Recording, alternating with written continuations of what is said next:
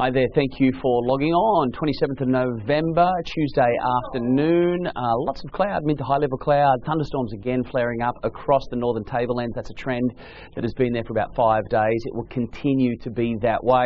We're going to see an extreme weather event unfold over the next 5 days. The potential for catastrophic bushfire conditions spreading right across the inland and across the mountains, with that heat getting pushed across the coast. Now, if you're a regular watcher of the NBN weather, you would remember during the winter I introduced to you what's called the 540 line. That shows us where cold polar air is. Well, now I'm introducing you to what is known in the meteorological world as the 570 line. This lets us know where the equatorial heat sits. It's a pretty obvious equation here in simple terms. It just lets us know where extreme hot air is.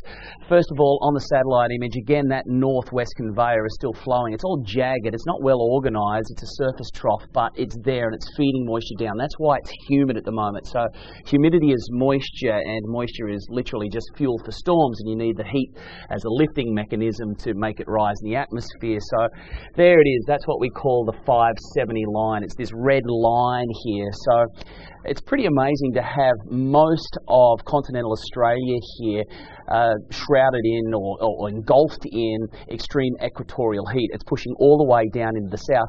For Central Australia, this means temperatures into the mid-40s. This is potentially a record-breaking event. This kind of heat, this time of the year, is really extraordinary. If it was happening in January and February, you'd shrug it off and go, yeah, but it's the end of spring. So just watch the 570 line here, how far south it goes. Look at that, all the way down to Tasmania. That's amazing. So that heat means it's going to spread right in across the broadcast area during the end of the week. So the worst of it is going to be Thursday, Friday. This is Saturday. That heat is still there.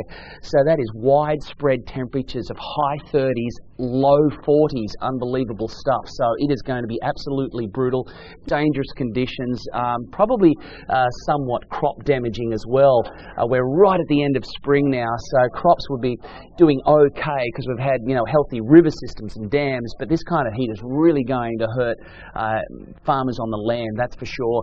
There's that northwest conveyor finally coming into play during Sunday, and that mix of heat and moisture and instability will create more storms associated with that. So we've still got some stormy days ahead, mostly Wednesday, but once that hot, dry air comes into play during Thursday, that'll eradicate the risk of storms because the air will be just too dry. So some really dangerous conditions are going to be experienced right across the region. So if you haven't got your bushfire emergency plan organised yet, you need to do it absolutely immediately. If you're on the land, anywhere near bushland or across national park areas, anywhere in the vicinity, because we've got a lot of fuel on the ground at the moment as far as dry leaf matter is concerned. So a really tough time on the way for the second part of the week into the weekend. So take care. We'll keep an eye on this system, but all of the charts are aligned, and it looks like this heat wave is definitely going to unfold for the remainder of the week into the first day, which could be the hottest of the year by far,